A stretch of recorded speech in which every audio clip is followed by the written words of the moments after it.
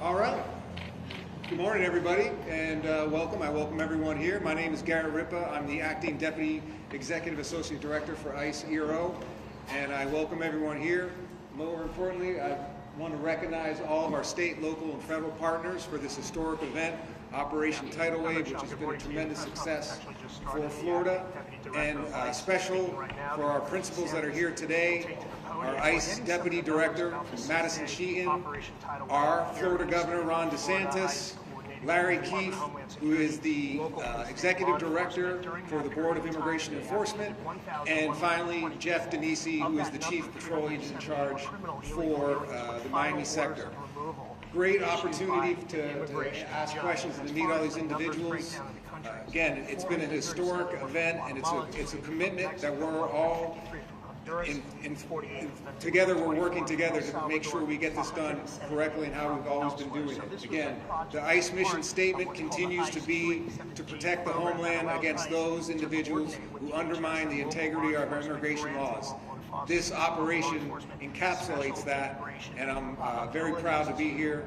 And I will now introduce our ICE Deputy Director, Madison Sheehan. As an exceptional example of that coordination between federal. Good morning, everyone. I'm Madison Sheehan, the ICE Deputy Director. It's really an honor to be able to be here today with all of you to highlight the success of this historic operation, Operation Tidal Wave, which was created in partnership with the state of Florida and ICE. Since January 20th, President Trump has made a commitment to the American people to prioritize public safety as well as national security.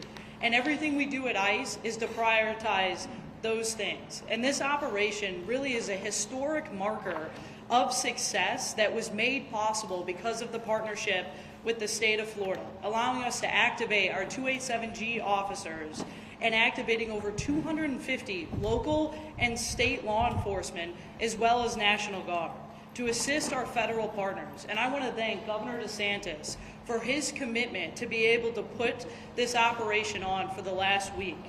And together we are able to conduct over 1,100 arrests and remove several violent gang members from the communities here in Florida.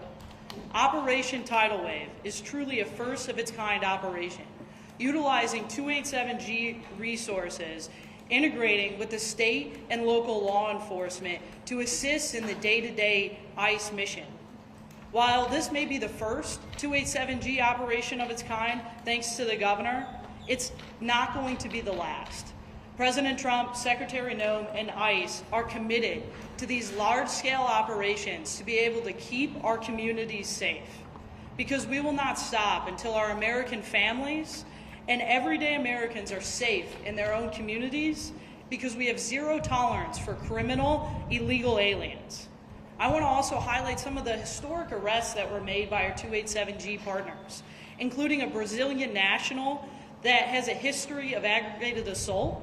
We have a Mexican national taken into custody whose history includes kidnapping, and we also have Colombian nationals who were convicted of murder that we were able to take off of the street thanks to the men and women of ICE, our federal partners, as well as our state and local officers who dedicate themselves every single day to keeping the American people and the people of Florida safe.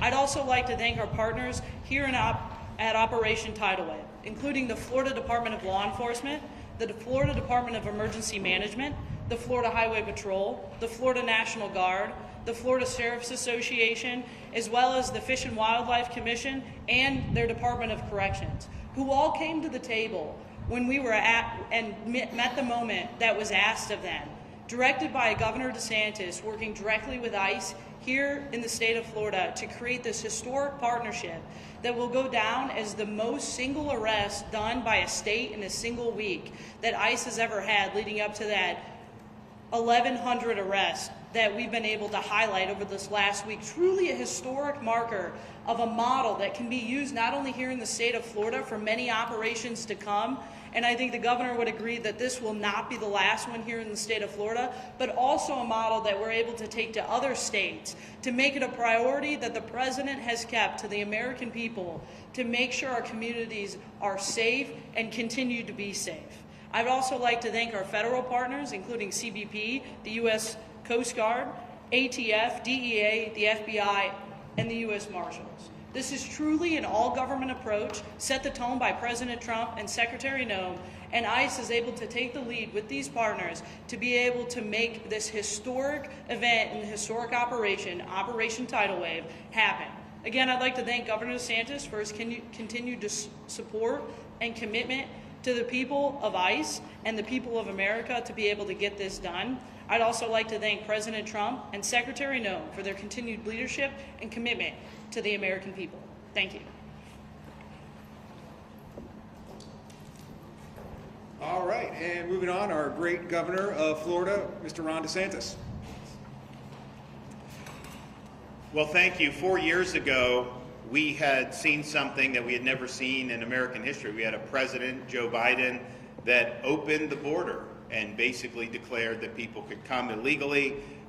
Interior enforcement was rendered basically null and void, and this was impacting not just the southern border region of Texas or Arizona, but communities all across the country, including in the state of Florida. And so 4 years ago, we were sending people to the southern border to help supplement state efforts to try to mitigate the damage. And our Operation Lone Star saw more than 1,000 national, state guardsmen, state law enforcement officers go to Texas to assist the state of Texas in stopping this border invasion. We also, being a maritime state, we are vulnerable to having illegal boats coming and bringing illegal aliens onto our shores. This was particularly pressing when you had issues in Haiti bubble up even more, and there was a lot of issues that people thought was going to lead to a mass migration into the state of Florida. We launched Operation Vigilant Sentry.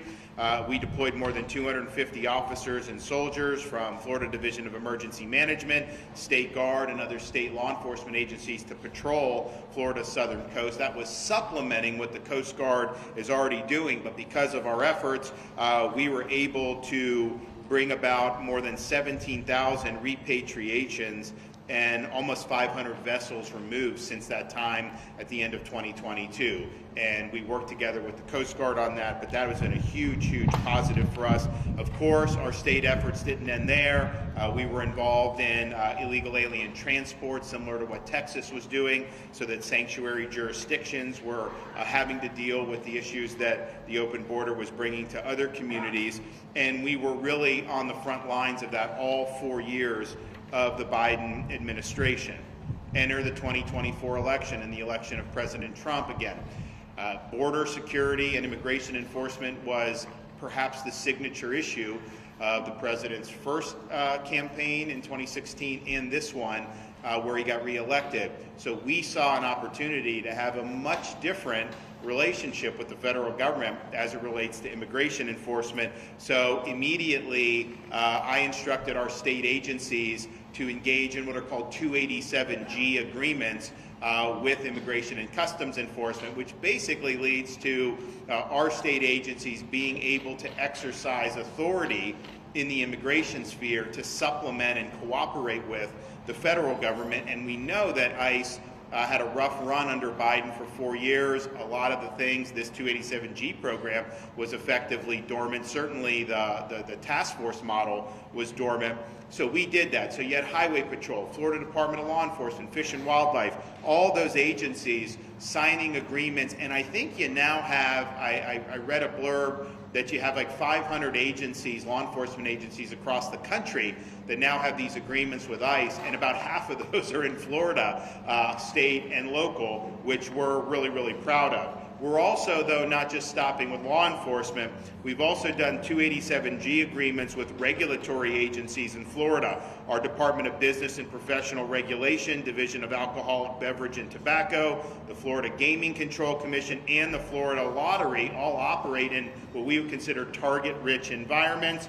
During their routine inspection and investigative duties, special agents are oftentimes in contact with people who may be in our country illegally. So we think deputizing those officers in regulatory spaces is going to be another source to lead to these immigration enforcement efforts. Now, When President Trump was preparing to take office, I called a special session of the Florida legislature because I knew that we needed policy in Florida that would require all state and local agencies, law enforcement, to participate in these efforts. We're not a sanctuary state. We ban sanctuary cities, but that just means you can sit on your hands. Yeah, you can't sabotage the efforts, but you were under no obligation to be on the team.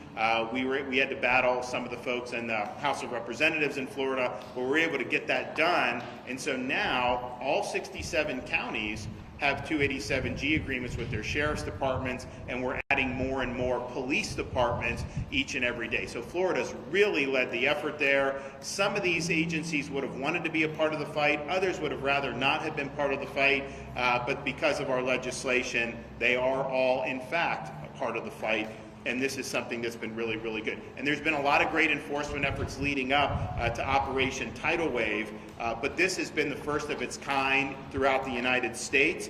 This is the largest immigration enforcement operation that we've seen in quite some time throughout the entire country. Florida state agencies assisted federal authorities to arrest over 1,100 illegal aliens across the state. That is a really significant impact. And we're demonstrating why we're going to continue to lead on this issue. And you see some of the people that were arrested there. These are people that should have never been in our country. Some of these people had been previously deported. Some of these people had been alerted on the Biden administration, but this is something they didn't want to have to do with it.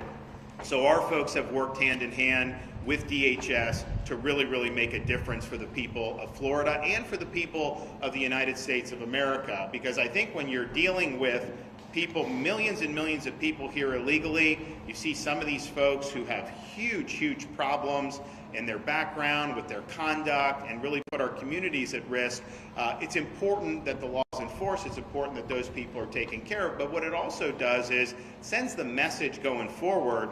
The United States of America is serious about enforcing its immigration laws. So whereas under the previous president, you could pay coyotes and come to the border knowing that you'd be home free once you got there, there's a new sheriff in town. That is not going to be permitted. And I think that's one of the reasons why you've had the largest drop in border crossings in American history during President Trump's first 100 days. And so this has been night and day in terms of our state efforts, working with the Trump administration. I think it's going very, very well. That was not necessarily the case under the previous administration.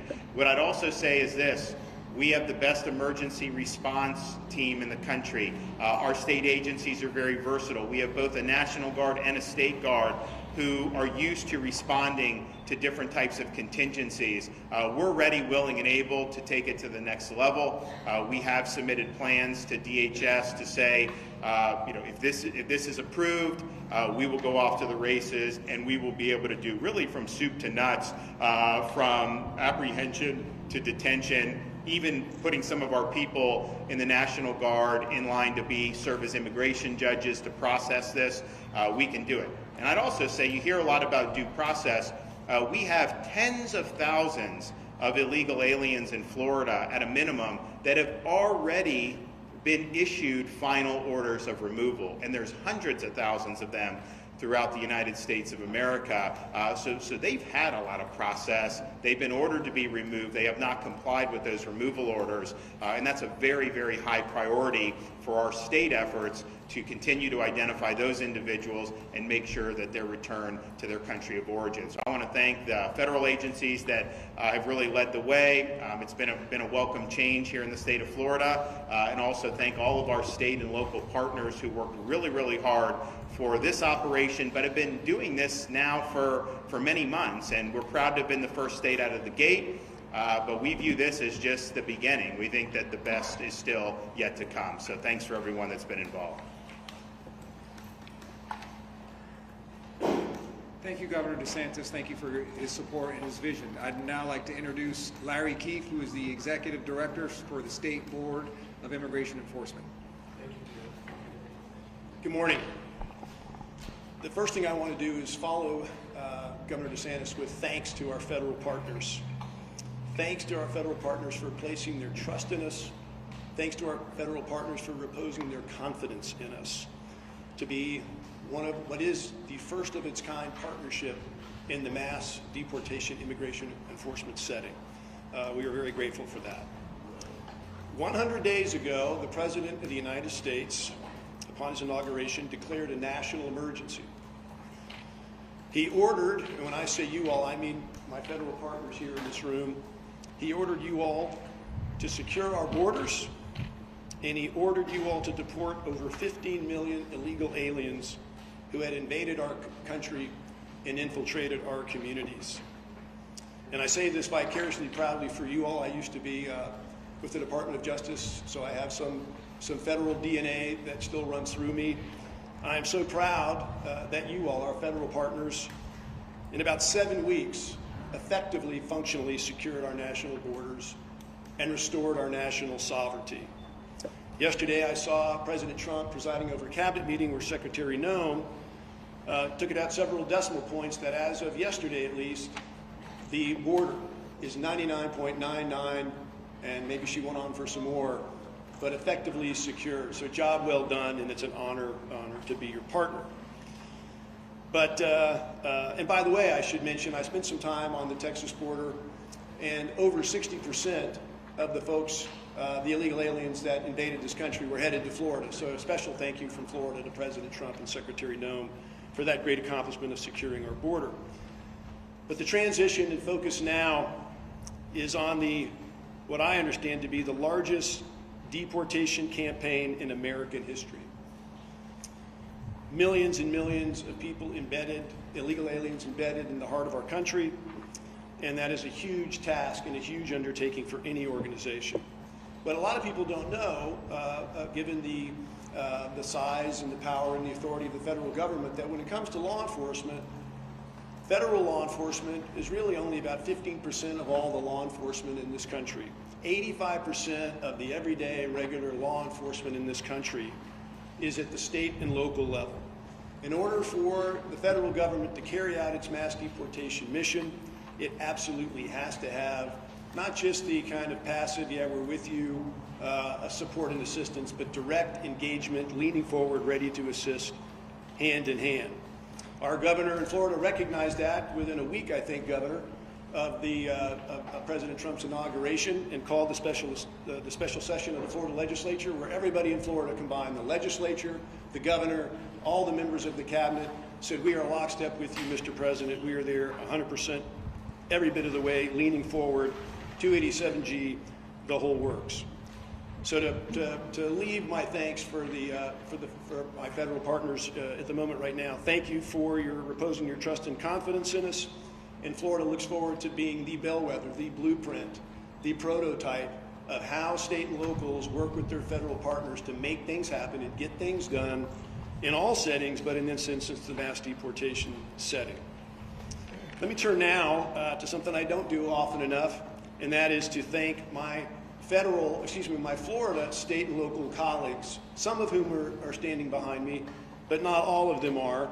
And some say that familiarity breeds forgetfulness, and who matters to you and who to be grateful for. So I want to express my gratitude to them and all they've done to make this happen and will continue to do to make this happen. About 3 months ago, when I began my efforts toward this project, I went to Washington, D.C., and I spoke with one of the senior leaders at DHS named David Venturella, and I told him unabashedly that Florida is going to do absolutely whatever it must do to be the best state partner for President Trump and Secretary Noem in this endeavor. Shortly after that, the state and all of our state agencies came to Miami, where there's the greatest concentration of the DHS folks that are really calling the shots of what happens in Florida.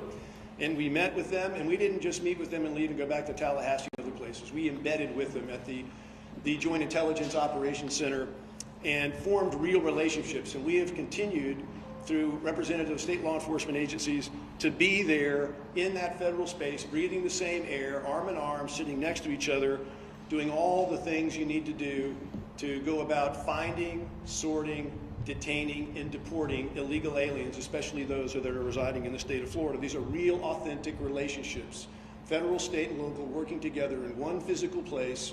Imagine it in the 21st century post-COVID. They They are very well underway in their efforts in terms of understanding Florida's capabilities and capacities, all the tools that the state of Florida has to bring to the mission. And I would say that, as you all can tell from Governor DeSantis and his approach, not just are we there passively offering tools, we want to get in and do the work. And so Florida is also offering solutions. You heard the governor mention some of them with regard to detention and transportation, all involved in this process. There are two individuals that have a very key role in scaling this up, where this blueprint can be taken to other states from Florida. And that we have with us behind me today, Director Kevin Guthrie of the Division of Emergency Management and General John Haas of the Florida National Guard, in terms of the mass movements of people. After they have been found, after they have been detained, there's lots of movements, there's lots of needs for housing, lots of logistics complexities that would make Amazon delivery or Federal Express blush. They are amazing in their skills, and they're offering those. So I want to say a quick thank you to my my state partners once again, my state colleagues, for being chosen, for being trusted, and for making Florida proud. As I bring it in for a landing here, my perspectives on Operation Tidal Wave is I'm so enthusiastic, so excited, I'm not surprised. I knew it would be a success. Our federal partners are amazing. The state leaned in on it, and those numbers are wonderful and they're great.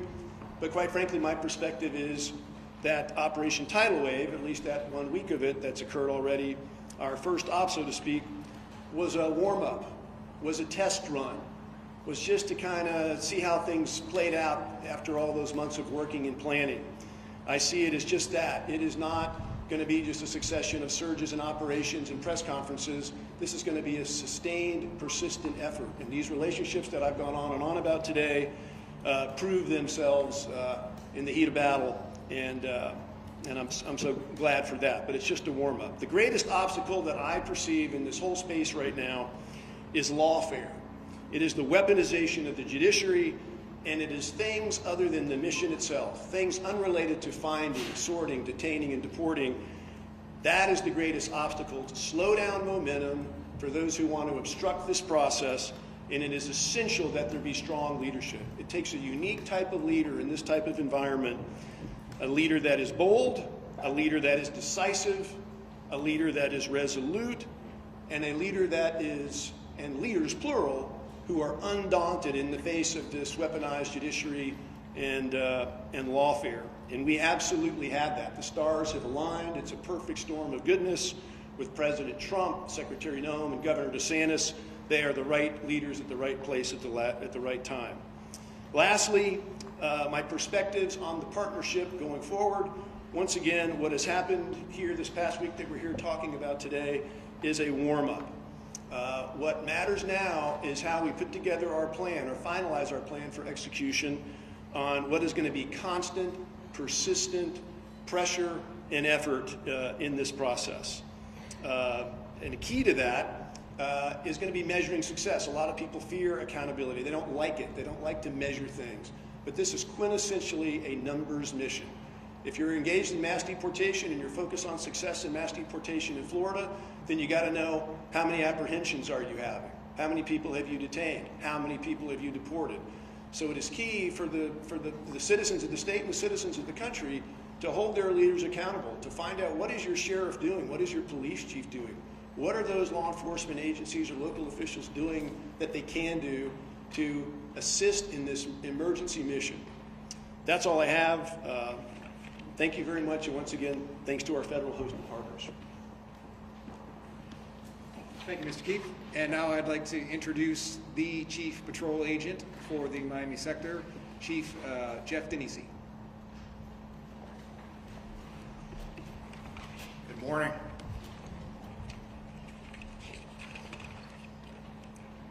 I want to begin by thanking Governor DeSantis and the Florida state law enforcement partners and military partners, and the Florida sheriffs for leading the charge across the nation in immigration enforcement. It's because of your unwavering partnership, the first iteration of Operation Tidal Wave was a resounding success. In the simplest of terms, border security is national security. The maritime border environment surrounding the state of Florida is being exploited every day by foreign terrorist organizations. such as Tren de Agua and MS-13. These criminal organizations are attempting to smuggle people and narcotics, which pose a significant danger to our nation. To combat this threat, the law enforcement agencies of the Department of Homeland Security within the state of Florida employ a defense-in-depth posture. The first layer of enforcement is the seamless coordination between the United States Coast Guard and CBP Air and Marine operations. Their tireless efforts in the maritime detection and interdiction set the foundation for our success. Our DHS maritime partners are strengthened by the expertise and commitment of the Florida Fish and Wildlife Conservation Commission and the Florida sheriffs and the coastal communities. The vital intelligence and operational space generated by the maritime interdiction partners allows the U.S. Border Patrol and the CBP Office of Field Operations to focus their efforts on the ingress and egress smuggling routes. These routes are utilized by those attempting to circumvent the Homeland Security laws.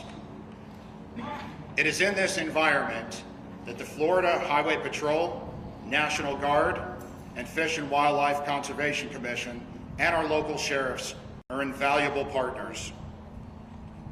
They work shoulder to shoulder with our agents and officers to ensure the integrity of our shores, our marinas, our ports, and our roadways.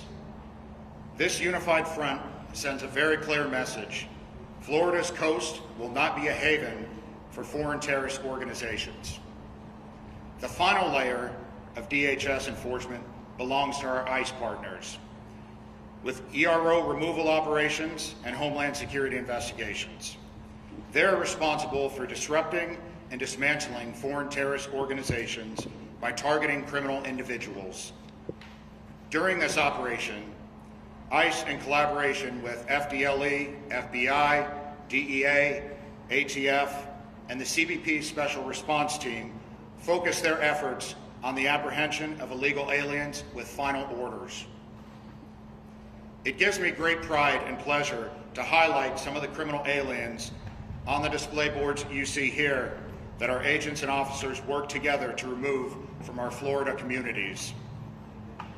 While on patrol in Jupiter, Florida, Border Patrol agents and Highway Patrol troopers arrested Alejandro Flores.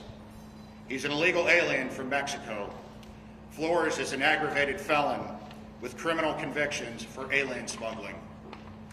Flores is being prosecuted for re-entry after deportation and will swiftly be deported after serving his sentence. In another event during this operation, Border Patrol agents and Polk County Sheriff's deputies collaborated to arrest Geller Orobio, an illegal alien from Colombia, after his release from a local detention facility. Orobio served a sentence for residential breaking and entering and has prior charges for re-entry after deportation and is a confirmed South American theft group member. Orobio is being prosecuted for re-entry after deportation and will be deported. To those that violate our immigration laws and undermine our national security, the message is clear. We will locate you, prosecute you, and deport you. The success of Operation Tidal Wave sends an unwavering message. Our collaborative efforts are making Florida an inhospitable environment for criminals to operate. We are committed to ensuring our Florida communities are safe and our nation is secure. On behalf of Customs and Border Protection, I extend my deepest appreciation to Governor DeSantis and our state and local law enforcement partners. Your commitment to the safety and security in Florida is steadfast, and we are honored to stand alongside you in this vital mission. Together we are stronger, and we will continue to make a difference. Thank you.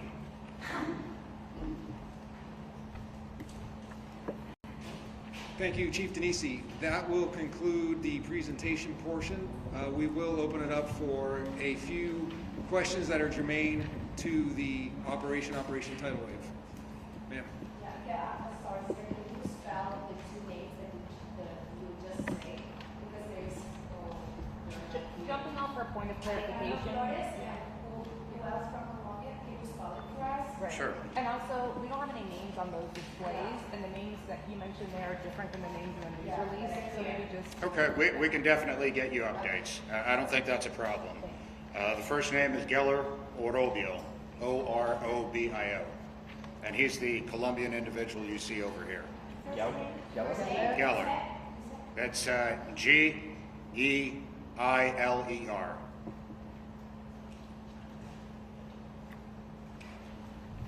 Folks, can you please say your name and your news organization, please? Sir. Two questions for the governor. So, as predicted, with Operation Highway and similar law enforcement efforts in the state, immigration attorneys, immigration advocates are saying that this operations like this are basically racial profiling with casinos. I just wanted to see what your response is to that. And then the second question is, the executive director touched on criminal welfare. Do you have any concerns that with the lawsuits happening and federal injunctions, that sure you can arrest all these people, but getting them out seems to be kind of not so much of a done deal. So do you have concerns that federal injunctions and lawsuits can hinder these kind of? Of course. I mean, I think we've seen it. You know, on the one hand, Biden opened the border. You'd have states like Texas do legislation to say, okay, we'll enforce federal law. And the courts would say, oh no, it's the province of the federal government. And so they have a right and supremacy to not take care that the laws are faithfully. It'd be one thing if the state was going against what the law is, then you could say supremacy. So it basically neutered the states. Now we're in a situation where the federal government is enforcing the law, and the courts are saying, well, no, you really can't do that. People need to have, you know, some O.J. Simpson type trial before they can be deported. It's nuts.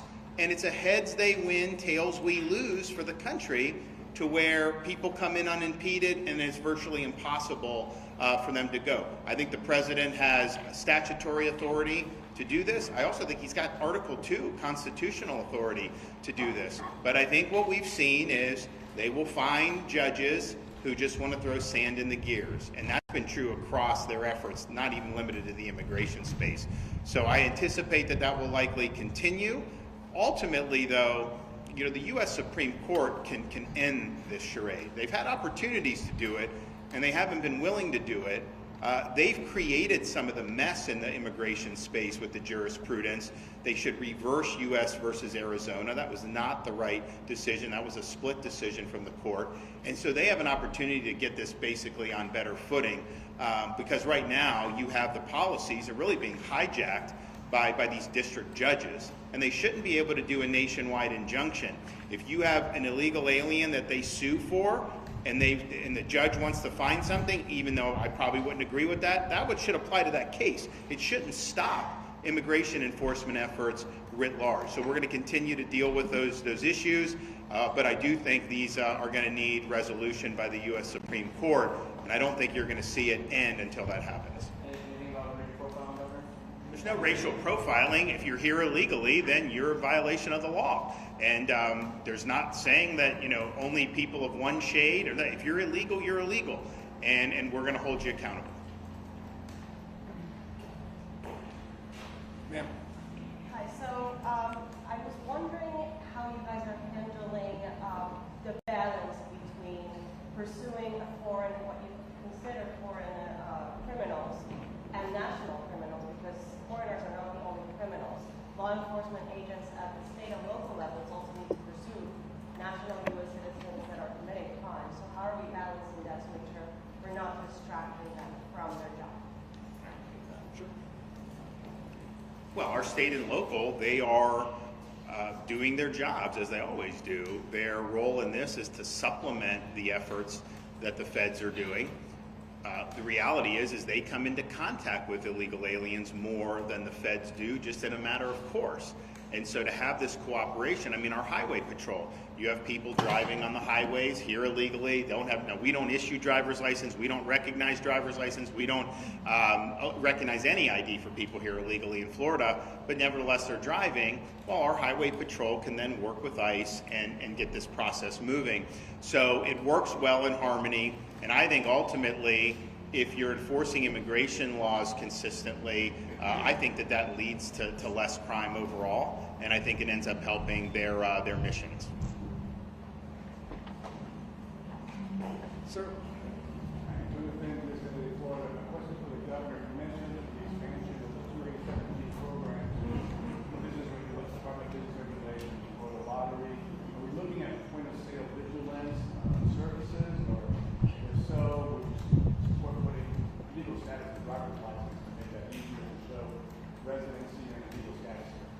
So I think that remains to be seen how they're exactly going to do it. I think that these folks are involved in areas where they're likely going to be able to add value to what ICE and DHS are doing. So I think just stay tuned and see how that unfolds. I'm Ashlyn Webb with WFTV Channel 9 in Orlando. This is a question for Deputy Director Madison Sheehan.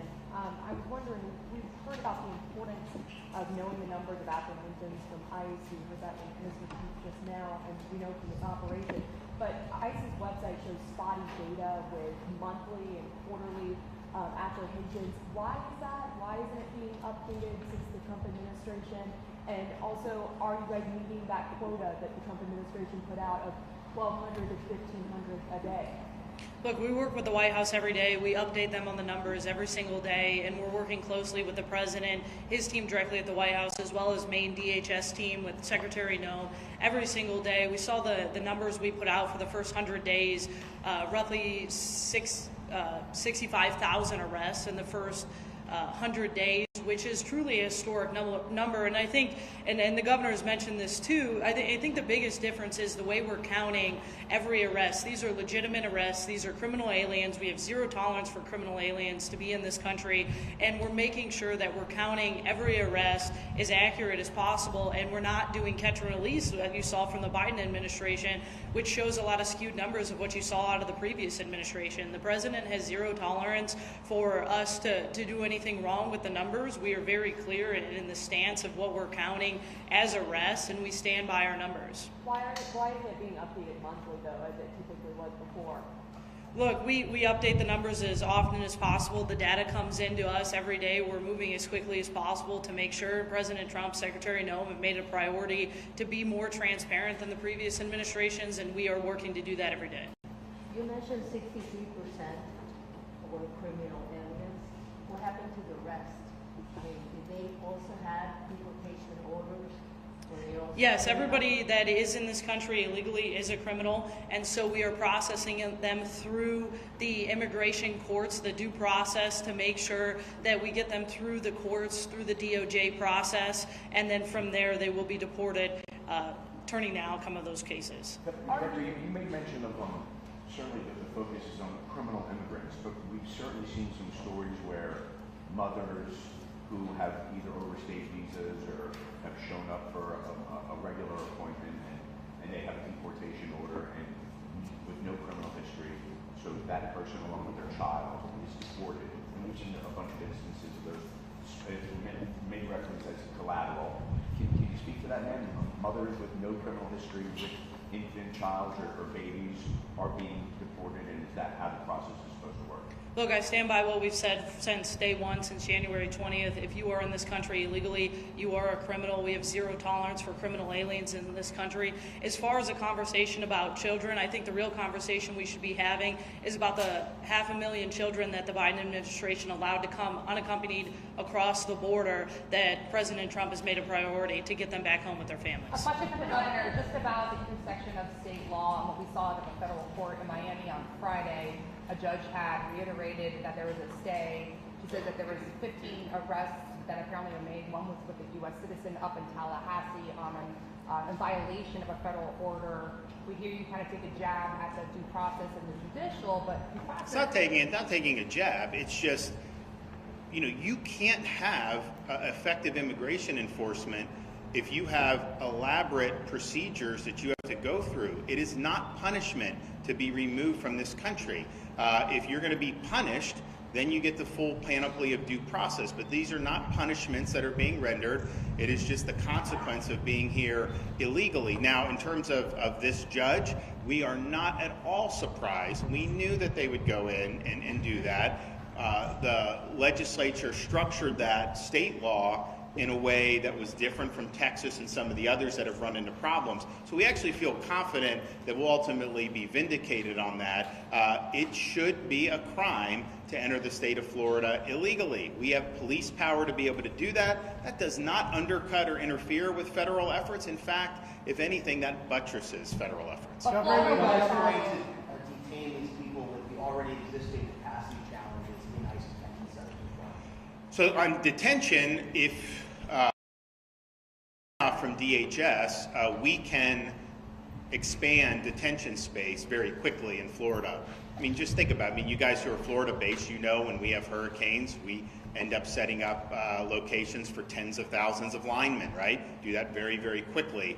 So we have the capacity to set it up quickly, but we're not going to do that without the approval of the Department of Homeland Security. And I know they're working on exactly what they want to do after tidal wave. This is what they had focused on.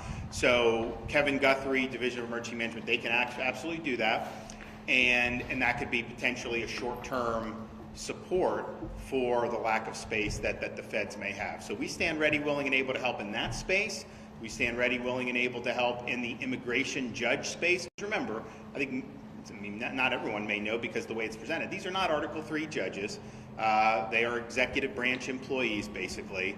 We can absolutely deputize judge advocates from our National Guard units to serve as immigration judges. We can do other to do that. So we'll help on that piece as well, and we can even help on the transport piece, whether it's transporting. I know that they were talking about Gitmo. I don't know that they've used that, but we can help with that as well. So we can really be a force multiplier in Florida, and a lot of it is just because, well, one, we're committed to the mission. We think it's important. We know that there's tens of thousands of illegal aliens under deportation orders in this state alone. I've heard as much as 80,000 maybe in the state of Florida who've already been ordered to be deported, but certainly it's tens of thousands. But we also have great muscle memory on how to handle quick emergency responses. So these things can happen very quickly. Our guys are very nimble. I mean, you know, you've seen hurricane responses, but you've also seen us rescue people from Israel. You've seen us evacuate and rescue people from Haiti. This is just what we do, and we stand ready and willing and able to help.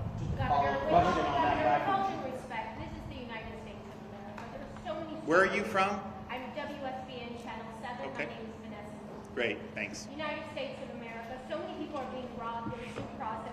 This is wonderful, this dog and pony show, but there's American citizens who are being deported. They show their birth certificates, they show their passports, they show their IDs, and a lot of the work being done is a little sloppy. Well, first of all, I'll let ICE handle that accusation that you're making that they're deporting American citizens who are showing birth certificates and all that.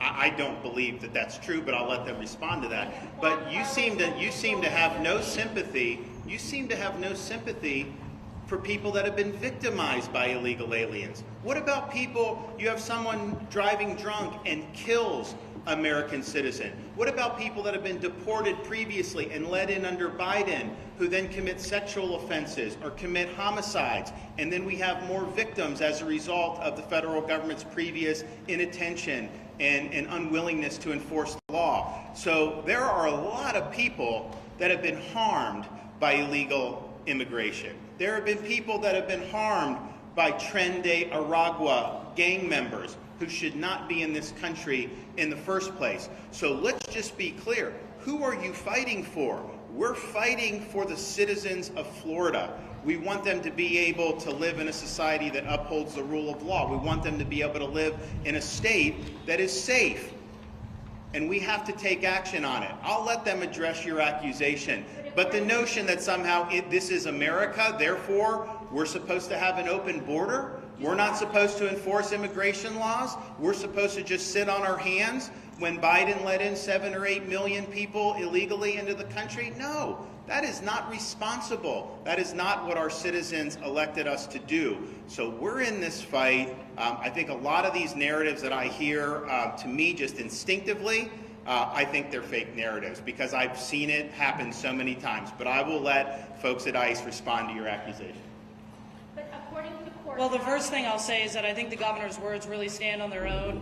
The men and women of ICE are working every single day to protect the communities, working with state and local officials to do our very best to protect the communities after the Biden administration opened our borders, allowed people to come into this country that should have never came into this country in the first place, jeopardizing our families and our communities and putting them in harm's way on a daily basis. The men and women of ICE are going into those communities to protect the men and women in these communities, to be able to do the mission that we've been set on every single day that the president has given us. According to court documents, however, of the 349,000 new court cases in 2025 alone, only 1% are new cases based on alleged criminal activity. So a lot of these people don't have criminal past or background. So who's being arrested and where is this information on ICE's website? It's on court documents, but we can't get this information, and ICE, but frankly, isn't being very transparent. Look, I'll stand by the fact that if you're in this country illegally, you are a criminal. You will be deported. You will have the opportunity to be able to come back into this country through the correct immigration processes. We're working through those every single day, but our #1 goal is to keep the American people safe from the criminals that are walking in this country that should have never been let through in the first place. Just a follow-up on the guy from Jupiter, because we've been covering that case as well. I think a lot of the criticisms of this racial profiling is the idea that maybe some of these work trucks are getting pulled over. We know this man, he was a passenger in the car, he was pulled over for a tinted windshield. Can you give some more descriptions of the car and that criticism that work trucks are the ones being targeted? So let me tell you how we operate on the highways. Not only working with Florida Highway Patrol, they're pulling people over every day for traffic violations, but when you see a Border Patrol agent, a marked green and white out there on the highway, this is how they operate. They're cruising along the highway and they're looking for reactions. Reactions from the driver, first of all. The driver looks over and then looks away and won't look at them again. You know, they vary their speed, they move away from that marked unit. We run the license plate. The license plate comes back to an illegal alien. We have the name of the individual registered to the vehicle. We get their DOB from there and we run it through our immigration systems. So we know when we pull that person over, the registered owner of that vehicle, which gives us reasonable suspicion to stop the vehicle, is an illegal alien. He may not be in that vehicle, but it gives us enough reasonable suspicion, which is what we need to stop a vehicle. There is no racial profiling going on. Governor, you said some agencies wanted to be part of this fight, some agencies would rather not have been part of this fight. Can you be a little more specific? And was there any pushback or just outright refusal from any agencies or any officials with these agencies or even public officials or state officials to be part of this operation? So, no, that's not what I meant. What I was referencing is when we did the special session, one of the things I insisted on was that we impose a duty on all state and local law enforcement to actively assist and participate. I think the language is you have to use your full efforts available to you.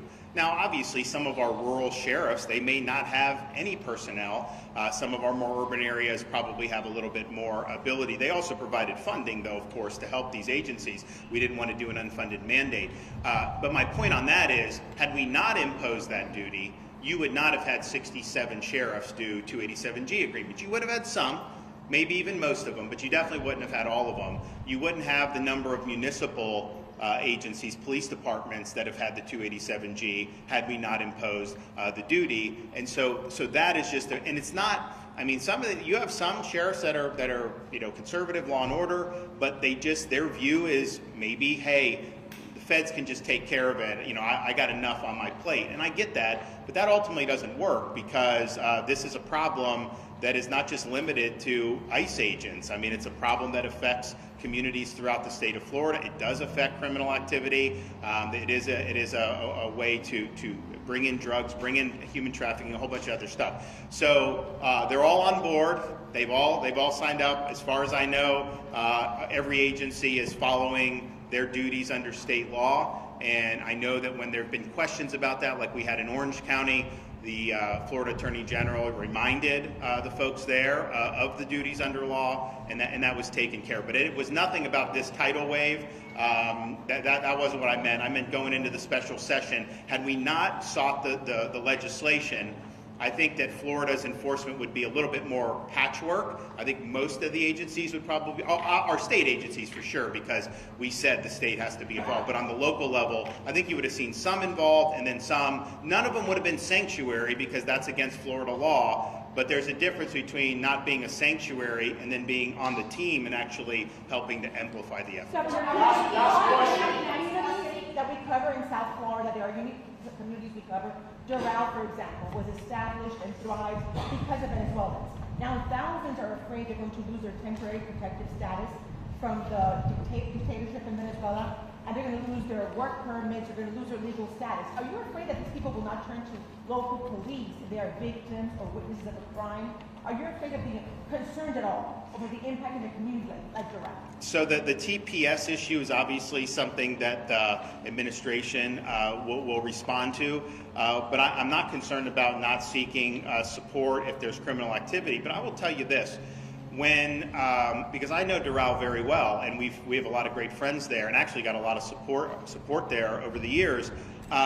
When we did the Martha's Vineyard, it was mostly Venezuelans who were on that, and people were saying, "Oh my gosh, Doral, they're going to be so upset because they were Venezuelans." And it turned out these people were thanking me because what they saw was the regime sending people to the border who shouldn't be in the United States. And so I think the way it can be presented by some of the media is different from what you hear from people when you actually get on the ground and cut through the BS. And so we've got a very vibrant Venezuelan American community, made huge contributions to South Florida and to the state of Florida, and that will continue. But at the same time, I mean, some of these gang members, some of the people that have come in with Maduro, pushing them out of prisons and stuff, we don't want those folks in Doral. We don't want those folks in South Florida.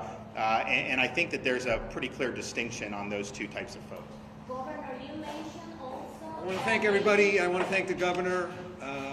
Thank you, everyone, for attending today. Again, thank you very much. Hey, Nestor, can we do live shots in the parking lot? For the noon?